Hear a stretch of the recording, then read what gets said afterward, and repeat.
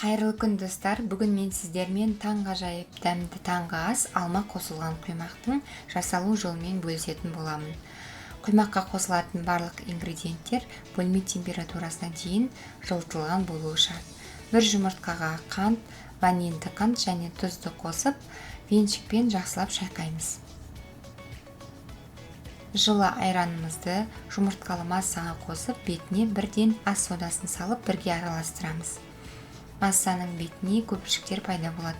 Яғни бұл ас содасының айранмен реакцияға түсті деген сөз. Яғни кейін біздің құймақтарымыз жақсылап көтерілуіне септігін тигізеді. Ұнды алдын ала електен өткізіп алып, массамызға қосып мұқият біріктіреміз.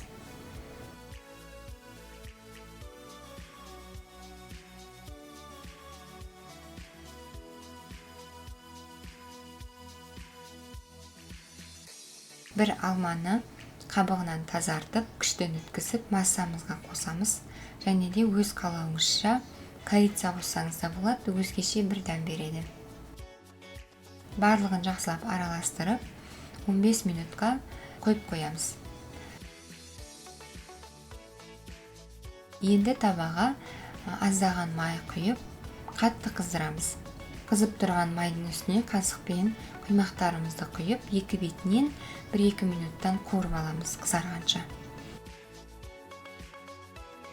Енді құймақтарды қағаз орамал төселген тарелкеге саламыз. Сонда артық май болып жатса өзіне сіңіріп алады. Осымен құймағымыз дайын, астарыңыз дәмді болсын.